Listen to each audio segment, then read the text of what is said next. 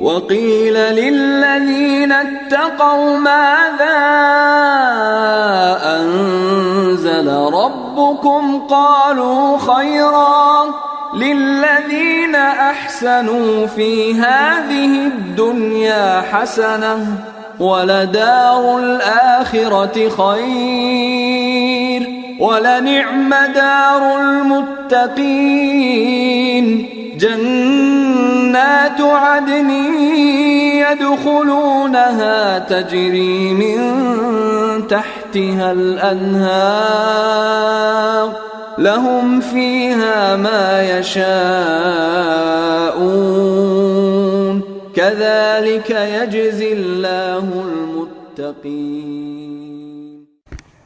بسم الله الرحمن الرحيم. السلام عليكم ورحمة الله وبركاته. الحمد لله الذي خلق السماوات والأرض وجعل الظلمات والنور.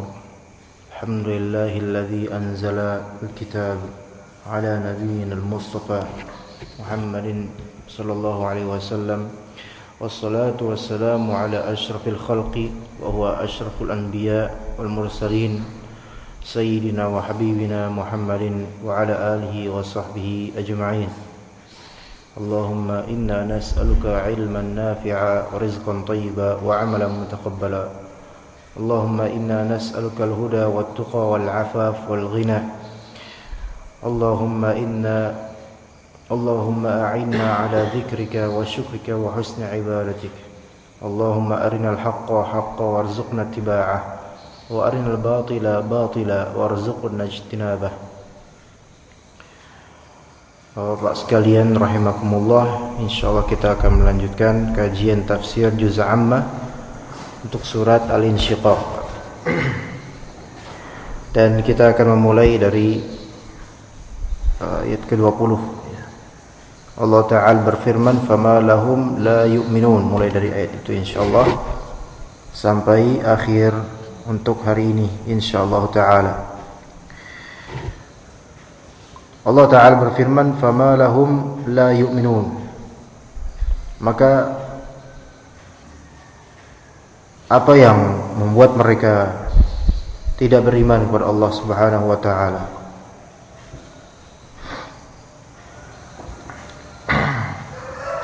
Jadi ma lahum, apa hujjah yang mereka miliki dan mengapa sehingga mereka tidak mau beriman?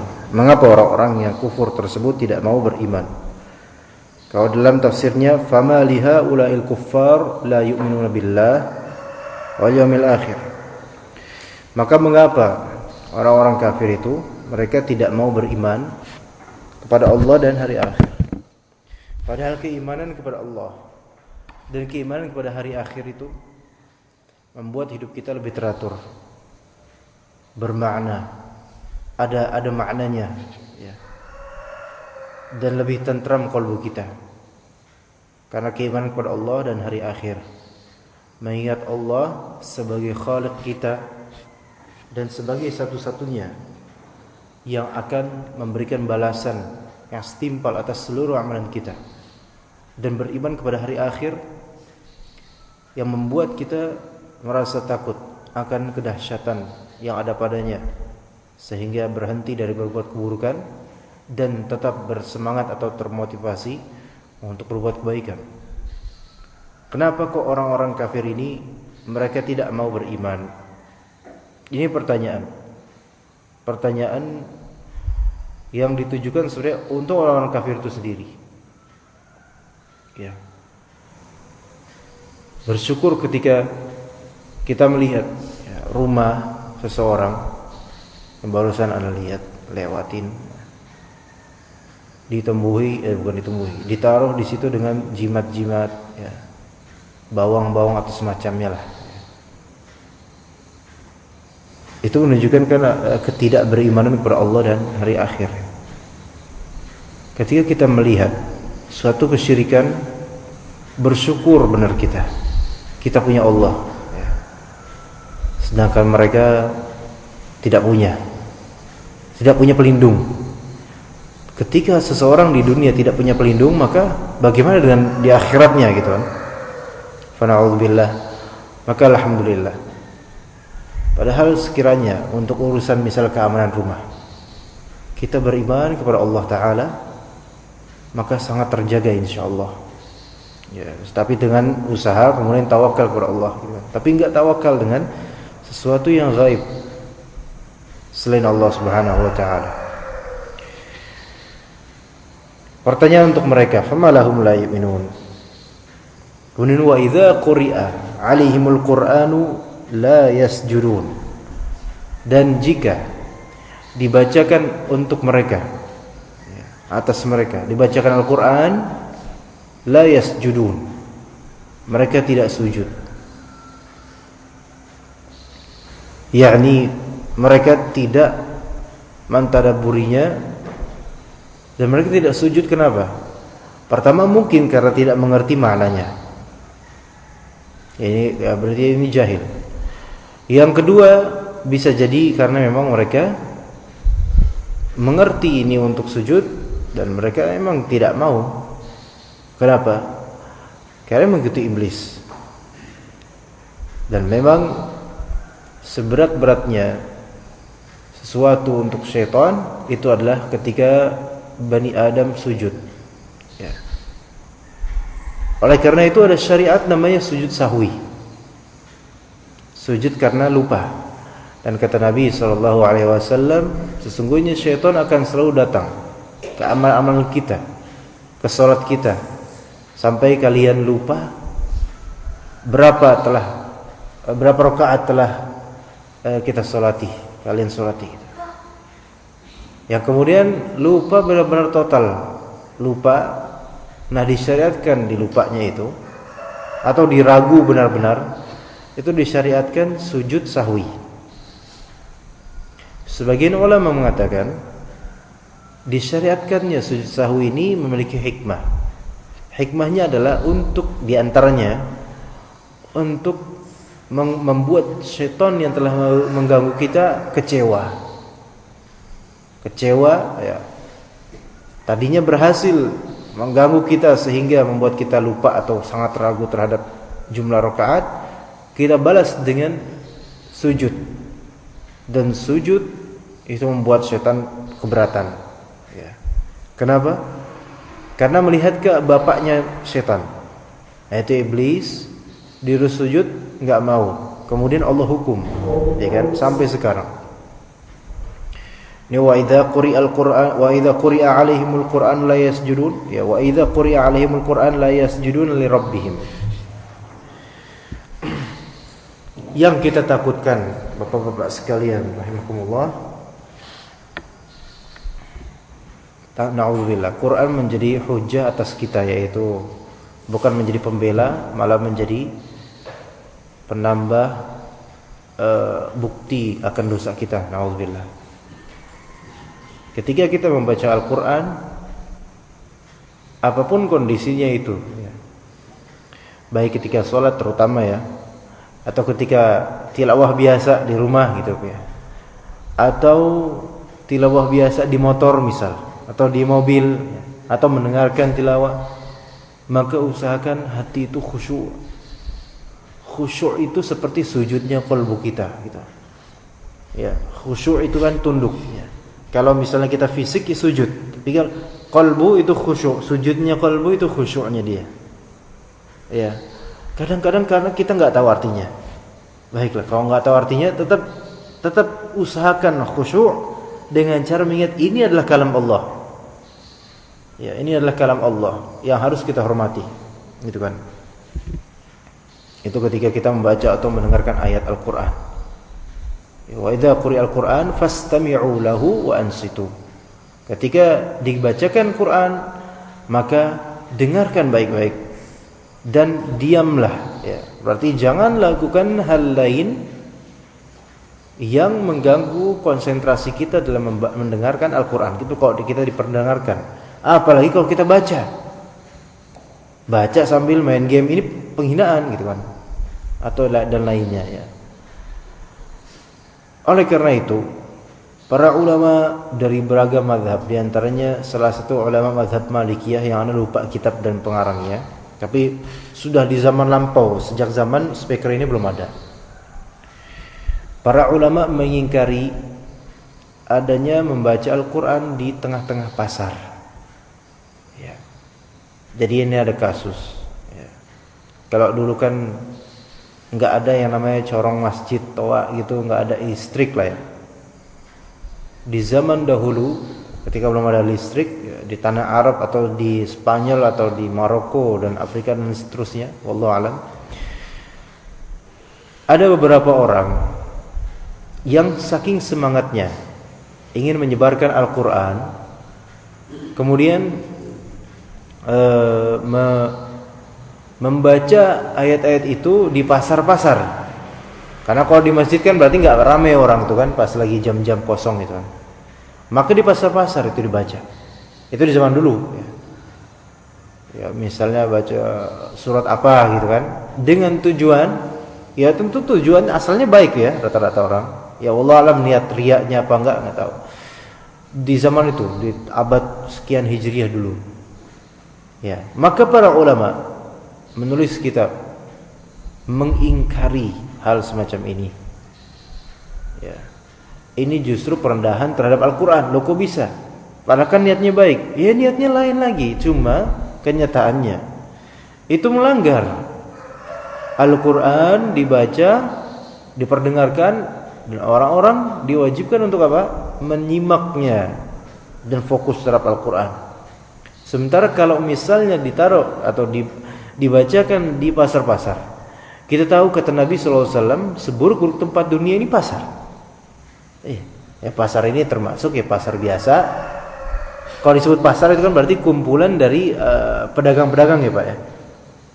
Jadi kalau misalnya warung doang gitu ya, wallahu alam bukan yang itu dimaksud. Karena suk, pasar itu kumpulan beberapa pedagang. Di pasar termasuk mall. Itu seburuk-buruk tempat sebenarnya. Makanya sangat aneh kalau ada orang senang dengan mall. Aneh. Kerasan di mall karena mungkin ininya apa udaranya. Ini bukan mentang-mentang karena kita nggak punya duit, tapi kan memang di mall itu banyak kemunafikan ya, orang-orang sok kaya gitu dan enggak. Nah, kalau misalnya dipasang di mall, di pasar, itu dilarang. Pertama seburuk-buruk tempat. Kedua, orang-orang mereka tidak akan mendengarkan Al-Quran dengan baik gitu kan. Kenapa? Mereka sibuk dagang gitu. Makanya tadi Anda bilang, kalau kita baca Quran, jangan ngapa-ngapain, dengerin Al-Quran. Ya. Nah ini lagi sibuk dagang. Sementara dagang dunia, full dunia gitu kan. Maka ini sangat kontra. Maka para ulama mengingkari hal seperti ini, perendahan terhadap Al-Quran, nggak layak. Itu di zaman dulu ketika speaker itu nggak ada. Kalau di zaman sekarang, sebenarnya bisa diibaratkan juga masjid. Maksudnya, seseorang membaca Al-Quran keras di masjid, itu juga termasuk hal yang tidak pantas. Maksudnya bukan di dalam masjidnya, tapi sampai keluar. Kenapa? Orang-orang lalu lalang mereka punya hak untuk melakukan hal-hal duniawi masing-masing. Ya, sehingga tidak ada beban sebenarnya atas mereka untuk menyimak Al-Quran, dipaksa nyimak gitu. Sebenarnya itu nggak layak gitu. Ya, sebenarnya. Ya. Cuma memang kadang-kadang kita melihat maslahatnya ya, supaya orang ingat Al-Quran, ingat mendekat lagi muazan dan seterusnya ya. Ada memang maslahatnya, cuma ada madaratnya juga. Alangkah baiknya kita cukupkan dengan yang ada, yaitu syariat Islam, azan, selesai. Ya, buktinya sampai sekarang ya, sejak zaman nenek moyang kita gitu kan. Sebelum subuh selalu dipasangkan kaset murotal, ya kan? Atau qasidahan Naqsyabandiyah gitu, yang seperti yang ini.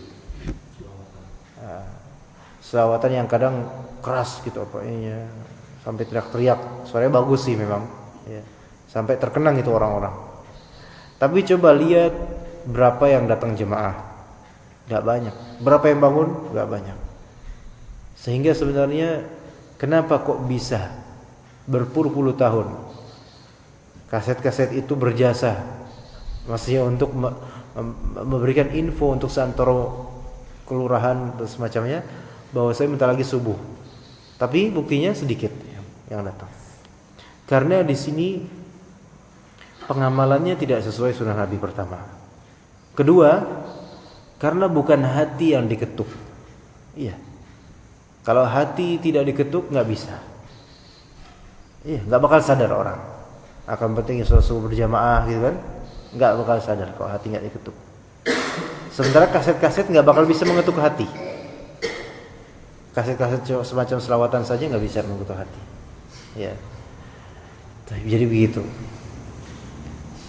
Sesuatu yang sebenarnya tidak pantas. Ya.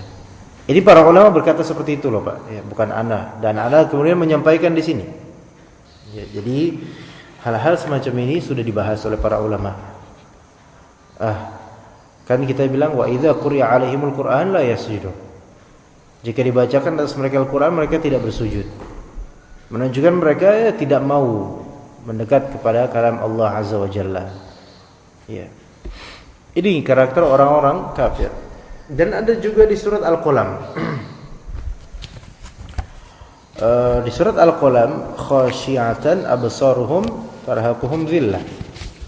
Ada jenis-jenis orang ketika di akhirat nanti mereka khusyuk pandangan-pandangannya. Ya. Seperti surat Al-Ghasyiyah, wujuhu yawma idzin khasyiyah. Ada wajah-wajah itu yang khusyuk ketika di akhirat pas dihisab. Khusyuk karena apa? Karena banyak dosanya.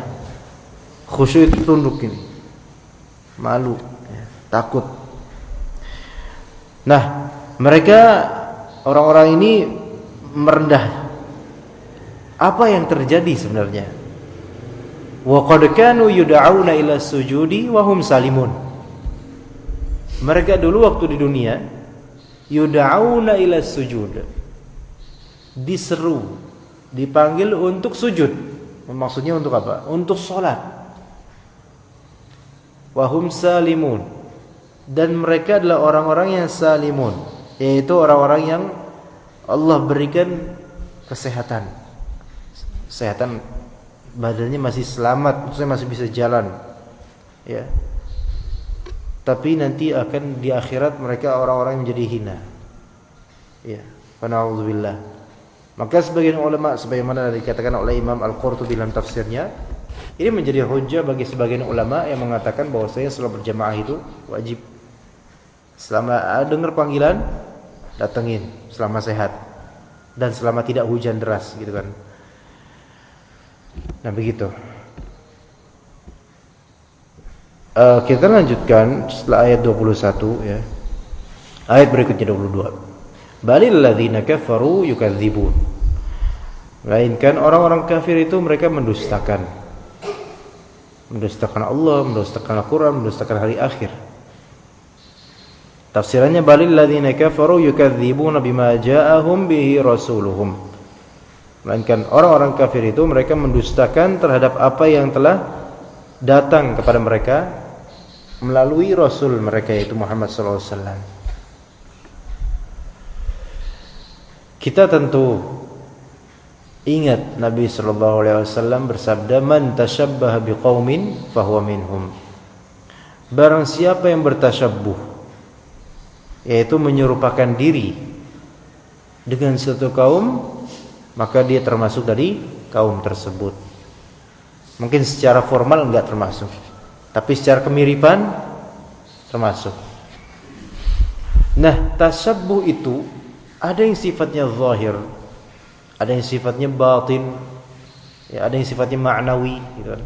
Kalau sifatnya zahir ya bisa berupa pakaian, rambut, bahkan jenggot sekalipun.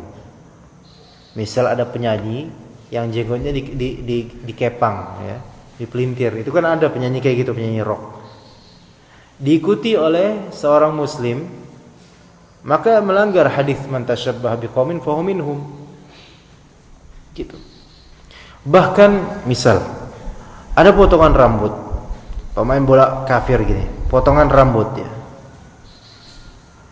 Kemudian ada seseorang potongan rambutnya ketika memotong rambut, mangkas rambut Bang, pendekin bang. Abangnya kemudian mendekin mirip dengan pemain bola kafir, sengaja abangnya itu. Dan yang dicukur ini nggak ngerti apa-apa tentang bola. Apakah ini melanggar? Enggak, karena nggak tahu. Ya. Tapi kalau misalnya mau yang mana mas? Ini yang nomor 3 pemain itu gitu, kafir. Ini tasyabuh. Wah, tasyabuh. Ya. Sekarang juga ada yang apa namanya? Ya, apa sih? Saya nggak tahu namanya. Pokoknya kayak gini-gini gitu. Rambutnya diukir lah pokoknya, di relief gitu. Entah apalah namanya lah, sampean boleh kasih nama lah. Skin. Ya, mboh lah. Kulit ya. Baik lurus maupun apa, itu kan siapa ngikutin siapa. Asalnya pelopornya orang-orang kafir yang sekarang banyak. Nah, ketika terutama anak-anak muda nih ya, kalau anak-anak kecil dibiarkan kayak gitu cukurannya, bahkan didukung oleh orang tuanya. Ini disebabkan kejahilan. Ya. Lupa bahwasanya man tasyabbaha biqaumin fahuwa minhum. Dan kalau misalnya seperti ini ditakutkan bapak atau ibunya dicap sebagai dayuth. Dayuth itu kepala keluarga diemin istri atau anaknya berbuat kemungkaran. Itu dosa besar. Ya. Kita lihat seperti itu, dilarang untuk bertasyabuh, menyerupai, nggak boleh. Itu tasyabuh secara zahir, Pak. Nah, termasuk juga baju bola. Ya. Apalagi yang ada salibnya. Makanya berkali-kali anak-anak di sini yang jemaah sini, anak-anak jemaah sini, kalau pakai baju bola ke masjid tak tegur. Ini kan tak tegur ya dengan logika. Coba ini yang dibalik punggung, nomor punggung dan namanya ini orang muslim atau kafir? Orang kafir. Ini masjid bukan? Ini masjid. Memang bagus nama orang kafir dimasukin ke masjid. Secara logika kan jelas, anak kecil pun ngerti. Loh, ini nggak bagus. Tapi ya kadang-kadang kita ngingetin, orang tuanya nggak ngingetin. Ya udah susah gitu. Ya. Ala kulli hal, semoga semuanya baik-baik aja insyaallah. Semua dirahmati Allah mudah-mudahan. Nah, itu kasus ya. Itu kasus yang di sektor kehidupan kita loh ya. Yang kadang kita nggak ngeh dengan hal seperti ini. Tapi kan itu akan dihisab oleh Allah Ta'ala. Ya. Itu masalah tasyabbuh dari segi pakaian. Tasyabbuh dari segi perbuatan, tingkah laku. Bisa. Contoh juga seorang main bola nih. Dia suka dengan pemain fulan yang kafir. Gayanya dimiripin. Itu pun tasyabbuh tuh, bayangkan. Bisa tasyabbuh. Berarti ada kekaguman dia kepada orang kafir, dan kekaguman itu diungkapkan melalui gerakan. Ini juga tasyabbuh. Dan penyanyi-penyanyi semuanya tasyabbuh rata-rata. Bagaimana mereka bisa nyanyi kecuali pasti berkiblat kepada barat, gitu kan? Fana'udzubillah. Ada juga kemudian tasyabbuh secara ma'nawi. Nah, di sini kan balil ladzina kafaru yukadzibun. Orang-orang kafir mendustakan agama, mendustakan ayat dan hadis dan seterusnya. Jangan sampai ada seorang muslim memiripkan diri dengan orang kafir dengan cara mendustakan ayat, dengan cara mendustakan hadis, naudzubillah. Ya. Kalau orang itu jelas kafir itu masih mending lah ya, kita ngerti itu orang kafir.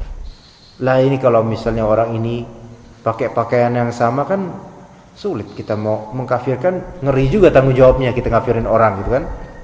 Tapi di kayak gitu mirip dengan mereka, dengan Qirodah wal Khanazir itu. Nah gimana? Ya bingung. Makanya orang-orang yang berbaju sama namun musuh dalam selimut itu lebih berbahaya daripada orang-orang yang menjelas-jelas dia sebagai musuh. Bahkan kadang-kadang kita bersyukur dengan adanya musuh yang nyata ini gitu. Karena musuh yang nyata ini seringkali membuat kita sadar dan waspada. Tapi musuh di balik selimut ini membuat kita terlena, kemudian kita yang hancur nantinya. Nauzubillah. Nah, balil ladzina kafaru yukadzibuna bima jaa bihim rasuluhum, yaitu terhadap apa yang datang pada rasulnya mereka mendustakan. Tapi wallahu a'lamu bima yu'un. Tapi Allah Subhanahu wa taala Maha mengetahui, paling mengetahui apa yang mereka sembunyikan di dalam hati mereka. Ya. Allah tuh Maha tahu di dzati sudur, apa yang dalam kalbu manusia semuanya. Setiap yang punya rencana jahat pun Allah tahu. Ya. Wallahu a'lamu bima tu'ihi suduruhum. Allah Ta'ala paling tahu terhadap apa yang disimpan oleh dada-dada mereka. La yakhfa 'alaihi min a'malihim syai'a. Tidak tersembunyi apapun dari amal-amal mereka sedikit pun. Sekarang kaum muslimin dikepung misalnya. Orang-orang benar-benar berkonspirasi untuk menghancurkan muslimin. Ya. Dan muslimin ini banyak yang enggak sadar. Mereka yaitu orang-orang yang berusaha menghancurkan ini dengan dana yang banyak, dengan rapat yang benar-benar banyak ya, dengan pematangan strategi yang disembunyikan, yang kita sendiri enggak tahu. Itu mereka lancarkan sepanjang masa ini. Suatu saat itu akan menemukan kesia-siaan insyaallah. Ya. Tapi yang hanya dapat mematahkan serangan mereka itu adalah siapapun yang berpegang kepada Alkitab dan As-Sunnah dengan ikhlas. Karena bisa jadi seseorang berpegang kepada kitab dan sunnah enggak ikhlas ternyata. Nauzubillah. Kok bisa? Iya, bisa jadi. Pakai Al-Quran, pakai hadis juga, tapi enggak ikhlas. Kenapa? Karena trennya sekarang pakai Al-Quran dan As-Sunnah, maka saya ikut mereka. Ada kayak gitu? Ada. Ya, semoga Allah jauhkan dari karakter ini ya. Yaitu misalnya dai ya. Karena sekarang kajian-kajian yang berkiblat kepada Al-Quran dan As-Sunnah itu marak, Pak. Jauh. Kalau antum perhatikan benar-benar di lapangan, kajian-kajian yang benar berkiblat pada Al-Quran dan Sunnah murni itu marak. Nah, kalau misalnya ada dai yang tadinya itu nggak begitu sama Sunnah Nabi, nggak begitu sama Al-Quran, tapi dia pengen punya masa sebanyak itu, maka dia pun pakai Al-Quran dan Sunnah juga supaya orang-orang itu datang sama dia. Ini nggak ikhlas ini. Tujuannya apa dia pakai ini, pakai Al-Quran dan Sunnah?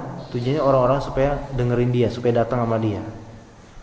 Jadi tujuannya itu manusia, bukan lillahi ta'ala. Nah, yang bisa mematahkan serangan-serangan ideologi barat itu hanyalah mereka yang tulus berpegang pada Al-Quran dan As-Sunnah. Sekalipun mereka adalah orang awam. Dan kita lihat orang yang intelektual sekalipun, profesor sekalipun, dan juga mengklaim pakai Al-Quran dan Sunnah juga bisa patah, maksudnya bisa keikut sama arus barat, bisa. Apakah kita kira yang mengarang tafsir yang panjang yang kita tahu karya seorang profesor, doktor yang membela juga Syiah, apakah di dalam kitab itu enggak ada hadis? Ada. Tafsir pula lengkap. Tapi kenapa kok mana membela orang-orang barat dan Syiah? Kenapa? Karena memakai Al-Quran dan Sunnah bukan dengan ketulusan. Bukan. Melainkan ini terpaksa aja saya pakai gitu. Jadi barometernya bukan digelar pamoritas dan seterusnya, tapi seberapa kalbu kita tulus kalau mau kembali ke Al-Quran dan Sunnah, tulus apa enggak? Ya. Nah, orang-orang barat dan yang mengikutinya berusaha menggempur kaum muslimin, ada ya dari sisi non ideologi, yaitu dari sisi ya, fisik ya, dan sekarang ideologi yang lebih di ini. Serangan ideologi itu masuknya ke syubhat, Pak. masuknya ke syubhat. Syubhat itu masuknya ke pikiran. Ketika pikiran udah rusak, konslet, udah hancur, udah semuanya. Ya. Karena syubhat itu samar, nggak bisa membedakan orang itu. Maka banyak orang kafir, terutama orang liberal, tugasnya itu hanya apa sebenarnya? Cukup naburin syubhat, selesai. Dan menaburkan syubhat itu lebih gampang daripada ngajarin agama. Iya. Cukup taburin syubhat, membuat uring-uringan orang-orang muslimin. Iya, cukup taburin syubhat, dibayar mereka akhirnya. Tetapi juga syahwat, ada syubhat, ada syahwat. Kalau syahwat itu berkaitan dengan perut dan kemaluan. Bisa juga orang itu disuntik untuk menuju ke syahwat. Kalau syahwatnya dia sering terpenuhi, kemudian suatu ketika terputus, nggak terpenuhi, maka bisa disusupi syubhat demi mendapatkan syahwat tersebut. Nah, syahwat diantaranya adalah hubbul mal, cinta harta. Cinta harta. Memang zuyina linnasi hubbus syahwati minan nisa'i wal banina wal qanatiril muqantarati minadh dhahabi wal fiddah. Ya, ditazin, diberikan, dihiaskan pada manusia, dan itu normal. Suka dengan syahwat perempuan, ya. Anak suka dengan anak-anak, suka dengan perhiasan emas, perak dan seterusnya, itu normal. Cuma ketika nggak disetir, syahwatnya nggak dikontrol, maka apa yang terjadi? Dia akan terus mengejar. Dan ketika diputus, dia akan selalu ingin mengejar. Dan kalau orang syahwatnya sudah tidak terkontrol, kemudian diputus, maka dia akan berpikir gimana caranya supaya bisa meneruskan syahwatnya. Dan itu nanti jadinya syubhat. Ya. Maka di sini perhatikan, kalau seseorang mencari ilmu supaya nanti dia terkenal, dapat duit banyak, ini syahwat. Ya, ini syahwat. Nah, ketika syahwat itu tidak terpenuhi, maksudnya nggak dapat harta dari mencari ilmunya, padahal dia niatin untuk harta, syahwatnya nggak terpenuhi, maka dia akan terjangkiti syubhat. Makanya kenapa sekarang orang liberal dan sekitarnya lah, mengapa mereka suka melontarkan syubhat? Itu demi memuaskan syahwat mereka sendiri, yaitu mendapatkan banyak harta, ya, atau mendapatkan banyak harta. Dan Allah Maha tahu, wallahu a'lamu bima yu'un, itu korelasinya. Segala konspirasi mereka dan segala niatan mereka, Allah Maha tahu. Allah Maha tahu. Nah, kita tahu sekarang perekonomian negara dengan hutangnya, ya. Walaupun Amerika Serikat katanya diberitakan akan membayar hutang Indonesia jika gubernurnya ini, gitu, ya. Ngomongnya gitu. Itu kan nggak mungkin itu. Yang mana ada syaitan menjanjikan kekayaan, ya kan? Asy-syaitanu ya'idukumul faqra, ya kan? Syaitan itu menjanjikan kepada kalian kefakiran. Nah, ekonomi kita sekarang hancur-hancuran, disedot oleh orang-orang tertentu, ya kan? Baik orang-orang eksternal luar yang punya kepentingan di sini untuk menyedot uang kita, gitu. Atau orang kita juga, dan mereka taipan-taipan di negeri ini, gitu. Ya, mereka emang nalarnya sangat-sangat kapitalis. Biarin orang-orang bawah makin miskin, makin kesian, yang penting saya dengan keluarga saya selamat secara ekonomi. Apakah yang seperti ini akan bertahan sampai kiamat? Insya Allah enggak. Insya Allah enggak. Seberapapun mereka hendak menghancurkan kaum muslimin dengan polosnya kaum muslimin. Sekarang kaum muslimin itu polos karena banyaknya jahil, Pak. Nggak ngerti ekonomi, gitu. Nggak ada pakar ekonomi yang tulus. Banyak nggak ngerti politik. Karena nggak ngerti ini, nggak ngerti itu, ya udah gampang ditusuk-tusuk lewat politik dan lewat ekonomi. Tapi apakah dengan begitu Allah Ta'ala tidak akan mengembalikan kejayaan Islam, enggak, akan dikembalikan. Wallahu a'lam bima yu'un. Allah Maha tahu apa yang mereka sembunyikan dari rencana-rencana, dan akan Allah balikan kemenangan ke Islam. Tetapi syaratnya apa? Harus berpegang kepada Al-Qur'an dan As-Sunnah dengan tulus. Iya. Nah, itu untuk anak-anak kita nanti, generasi di bawah kita. Tugasnya lebih berat lagi. Ya, wallahu a'lam bima yu'un. Fabashshirhum bi'adzabin alim. Maka basyirhum, beri mereka busyra atau bisyarah dengan azab yang pedih. Busyra atau bisyarah itu maknanya adalah kabar gembira. Kabar yang membuat orang mendengarnya itu gembira. Tapi kalau kita bahas lafal yang unsur asalnya ba, sya dan ra, kita akan menemukan asal dari makna lafal bashar, manusia kan, itu asal maknanya adalah kulit. Kulit. Ya. Manusia bashar disebut bashar ya, karena dipenuhi kulit semuanya.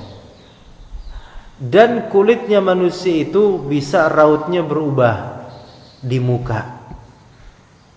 Nah, yang namanya busyra atau bisyarah itu adalah segala kabar, apapun kabar yang membuat pendengarnya itu berubah raut kulit wajahnya.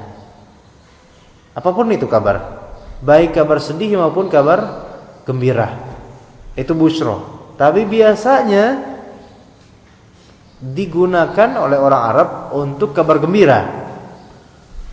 Ya. Makanya Al-Quran seringkali wabashiril ladzina amanu, ya, diberikan kabar gembira kepada orang-orang iman. Tapi kalau di sini fabashshirhum bi'adzabin alim, beri kabar gembira buat orang-orang kafir itu dengan azab yang pedih. Ini lebih nyelekit ini. Ya. Kasih tuh kabar gembira, mereka akan hancur. Nyelekit banget, ya. Bi'adzabin alim, dengan azab yang alim. Alim pakai hamzah. Di sini Allah perlu diperhatikan. Sebagian imam ya itu membaca nama Allah Alim dengan Alim, naudzubillah. Ini salah total ini, enggak boleh jadi imam. Enggak boleh. Dan hendaknya ditegur kalau masih mau ditegur. Kenapa? Misalnya wallahu bikulli syai'in alim, ini jauh maknanya. Apa arti alim, Pak? Pedih. Gimana, Pak? Artinya gimana, Pak? Berarti Allah terhadap segala sesuatu maha pedih gitu. Jauh ya, Pak ya? Lah ini malah jadi perendahan terhadap nama Allah. Ini PR untuk sebagian imam. Ya, bukan masalah bagus atau tidak suara. Kadang percuma bagusnya suara kita kalau ternyata makhrajnya itu jauh dari kebenaran. Kenapa? Sekarang gini, Pak. Orang kalau belajar tajwid, belajar Al-Quran, anak-anak ini siapapun ya, muslim yang baru mu'allaf misalnya, tidak boleh fokus di lagu dulu. Maksudnya di apa namanya? Bukan lagu ya, ini terlalu ini vulgar. Nada, irama. Irama itu masalah nanti. Yang paling awal belajar Al-Quran bacanya itu adalah menyelamatkan makhraj huruf. Di mana keluarnya? Kha di mana? Beda. Sa dengan sa harus beda. Harus semua muslim. Urusan lagu itu nanti. Tapi kadang-kadang di beberapa pesantren bahkan lebih fokus di nada, di bayatinya, di sikanya, di nahawannya. Ini enggak, malah justru salah ini metode kayak gini. Kalau nadanya bagus, makhrajnya buruk, makna bisa lempar keluar dari yang sebenarnya. Al-Quran jadi berubah itu. Fa na'udzubillah. Wallahu bikulli syai'in alim. Ini apakah sadar misalnya orang yang berkata seperti itu, apakah sadar artinya? Maka fa na'udzubillah. Ya. Tapi karena ini bukan Al-Fatihah, maka tetap sah sholatnya, Pak. Iya. Kalau misalnya Al-Fatihah baru salah misalnya alhamdulillah, ya, wong Jawa alhamdulillahi rabbil ngalamin. Lah ini salah ini.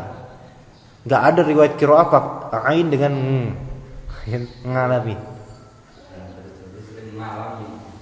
Oke, tapi kecuali Pak kalau memang di kampung ya, kampung banget, mbah-mbah, nggak ada lagi imam yang lebih fasih dari mbah itu, kecuali kita misalnya, nggak mungkin juga kita gantiin gitu kan? Ya udahlah. Kalau ini kan mungkin mbah-mbah ini ketika dulu diajarin sama gurunya, nggak seperti guru sekarang. Kalau guru zaman dulu kan beda, infonya kurang, maka semoga Allah maafkan. Tapi kalau di kota, oh ini nggak bisa.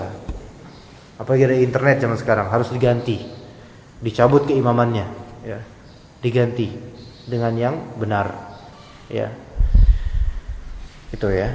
Ini masalah perhatian di sini karena kalau misalnya Al-Fatihahnya salah, makhrajnya yang mengeluarkan dari makna sebenarnya, maka batal semua sholat makmum, nggak sah. Makmum yang ngerti itu tidak sah harus mengulang dan memberitahu ke jemaah lainnya, ente semua nggak sah sholatnya. Tapi itu bakal menimbulkan fitnah. Kenapa nggak sah? Karena ente berimam sama bapak fulan. Pada ngamuk berarti. Kenapa? Hah? Lah itu bingung. Imam yang punya masjid, jasanya besar, susah. Iya. Kita nggak datang, nggak enak. Kalau kita datang nggak sah sholatnya, gitu kan? Itu berarti di sana kena, di sini kena, gitu kan? Baik, kita lanjutkan. Fabashirum bi'adzamin alim, yaitu fa akhbirhum ayya rasul bima yantadhiruhum min adzabin mu'lim. Kabarkan kepada mereka wahai Rasul terhadap apa yang menunggu mereka dari azab yang pedih. Berarti azab itu menunggu orang-orang kafir. Nauzubillah. Makanya neraka itu ketika Allah tanya, halim talati, wahai neraka, pas nanti di akhirat udah banyak orang masuk neraka, wahai neraka, halim talati, apa sudah penuh kamu?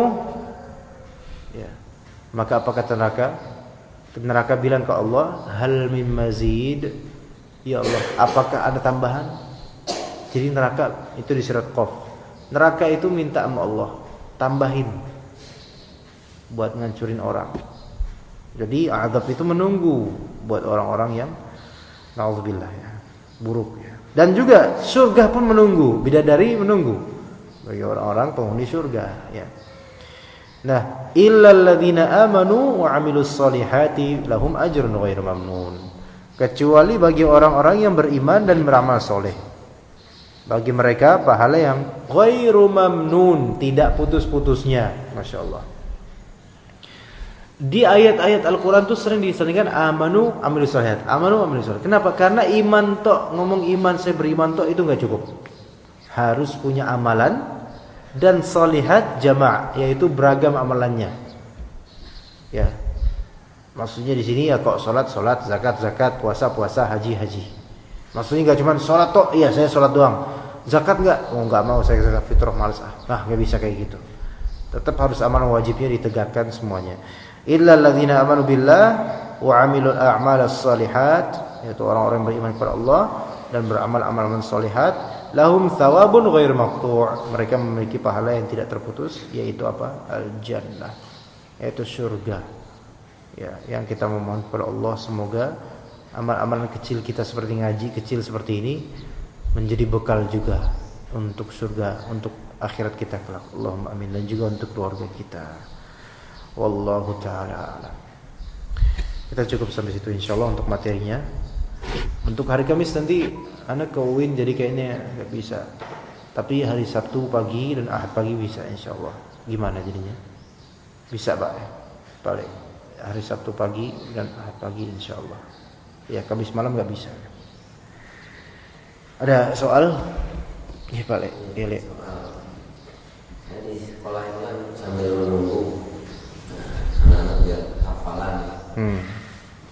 Hafalan itu tambah lengket ya. Mereka ada sih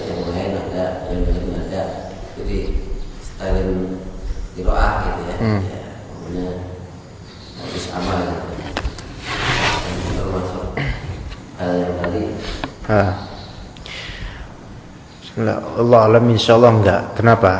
Karena memang tujuannya edukasi dan juga zon rojihnya, persangkaan lebih kuatnya anak-anak itu pasti akan mengulang. Beda dengan pasar paling. Yang tadi kan konteksnya pasar dan jalanan umum lah gitu ya. Yang mana orang-orang ini ya boro-boro hafal. Ya, dan mereka nggak bakal ngulangin. Tapi kalau misalnya anak-anak sekolahan, itu kita tahu lah, anak juga ngerti. Dan juga di pesantren dulu kayak gitu makanya. Mereka akan mengulang dan semakin mantap hafalannya, dan itu bermanfaat insyaallah. Lagi pula itu kan nggak sampai jauh keluar kan ya, Le? Ya udah cuma lingkungan sekolah, berarti itu kan memang tujuannya eksklusif itu untuk pendidikan tarbiyah sekolah, ini nggak masalah insyaallah. Adapun yang main-main yaitu sesuatu yang nggak bisa disingkir, nggak ya sesuatu yang pasti ada yang main, yang lagi ngobrol ada, cuman kan sangkaan dari penyelenggaranya atau sekolah pasti tetap bermanfaat, sebagiannya pasti akan mengambil manfaat dari itu. Ya, dan kadang-kadang memang itu lebih bermanfaat mendengarkan ya, di sekolah hafalannya itu bakal pasti adalah berapa orang yang akan mengulang, insyaallah nggak masalah. Adapun di jalanan nggak mungkin orang mengulang, karena apa? Mereka sibuk bisnis, ya, dan seterusnya lah, ya, begitu. Wallahu alam. Ini juga di mobil itu kan daripada nyetel musik atau apa, Iya. yang kita setel itu, walaupun kita ya kadang nggak full konsentrasi dengerin, namanya kita nyetel, Iya. kayak gitu kan. Nggak apa-apa itu, nggak apa-apa, nggak masalah itu. Sambil nyuci, sambil di dapur nggak masalah. Ya, yang masalah tadi adalah ketika di jalanan atau di pasar yang memang itu sangat gak memungkinkan, orang-orang pada sibuk. Sibuknya di sini sibuk yang benar-benar gak mungkin digabungkan dengan ayat Al-Quran gitu loh. Pasti melupakan ayat Quran gitu loh. Ya. Dan juga itu kan ada pemaksaan, kalau di umum gitu kan ada pemaksaan. Kalau di mobil kan beda. Di mobil kan ya kita aja yang dengar gitu kan. Gak masalah insyaallah. Bahkan sangat enak kalau anak pribadi di mobil atau di motor gitu untuk murojaah itu sangat enak. Ya. Sambil tapi fokus jalan juga ya. Sambil dengerin alhamdulillah. Insyaallah bagus itu insyaallah. Enggak masalah. Ada lagi, Pak? Iya, Pak. Kalau mendengarkan Al-Quran. Ini saya sendiri. Misalnya nggak baca itu gimana masuk atau bukan enak itu sampai ke hati gitu. Tapi hanya lagunya, maknanya nggak ngerti. Lagunya itu misalnya berarti kalau yang baca lagu kurang. Itu namanya ta'atsur, bukan tadabbur. Ta'atsur itu adalah terkena efek ya, dari Al-Quran. Maksudnya efek di sini membekas. Nah, biasanya orang awam ini ya memang nggak ngerti maknanya, tapi terefekkan dengan alunan yang bagus misalnya. Itu bukan tadabbur, tapi ta'atsur. Ta'atsur itu hanyalah ini doang. Bagus nih alunannya ya Allah gitu, Al-Quran. Tapi apakah di sini ada nilai ibadah? Bisa jadi. Bisa jadi. Di sini kalau misalnya Pak Mul ya, ketika terkesan dengan nada, itu kan berarti gerbang menuju apa ya? Keinginan kembali ke Al-Quran lah ya. Di situ ini kalam Allah. Di situ patrikan itu ini kalam Allah, ayat-ayat Al-Quran. Kalau bisa sesali ya Allah, saya nggak paham ayat-ayatnya, Allah maafkan saya. Itu malah bagus itu. Maksudnya ada bukan sekedar efek dengerin suara aja, tapi ada efek di hati. Entah penyesalan, entah kemudian mulai tunduk kepada Allah dan seterusnya. Dan ini kan mayoritas orang-orang awam itu mengalami seperti ini gitu loh. Tinggal diarahkan aja, Pak. Nggak harus orang-orang yang awam itu paham semua ayat, enggak. Bahkan saya sendiri pun enggak gitu kan. Saya sendiri yang belajar sehari-hari pun enggak semua ayat saya pahami gitu kan. Tapi kan minimal tahu bahasa Arab gitu ya lebih bagus gitu. Nah, jadi orang-orang yang umum tinggal diarahkan ini kalam Allah, patrikan ini kalam Allah, kemudian ya bukannya ingat Allah aja lah. Begitu Pak. Insyaallah itu nilai ibadahnya besar karena itu perbuatan qalbu insyaallah. Iya, itu lebih bagus Pak daripada orang diperdengarkan imam masjid haram misalnya, udah nggak ada bekas. Ka'anna fi udhunaihi waqra. Serius bukan, seolah-olah di kedua telinganya itu ada sumbatan gitu. Biasa aja dengar ayat itu nggak ada. Ini malah yang bahaya, kesian ini orang kayak gini. Nggak ada sedikit efek pun.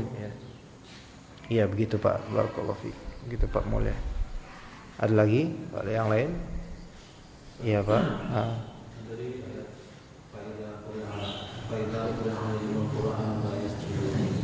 Itu ada yang itu ditujukan untuk orang kafir atau untuk orang muslim juga? Untuk orang kafir Pak konteksnya Pak.